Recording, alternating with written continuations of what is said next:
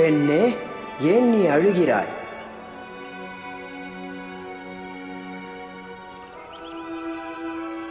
என் ஆண்டவரை எடுத்துக்கொண்டு போய் விட்டார்கள்.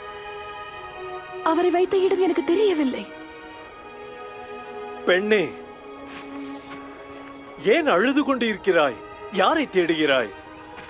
ஐயா, நீர் அவரை எடுத்துக்கொண்டு போனதுண்டானா அவரை வைத்த இடத்தை எனக்கு சொல்லும். அவரை நான் போய் எடுத்துக்கொள்வேன். மரியாளே, போதகரே, என்னை தொடாதே.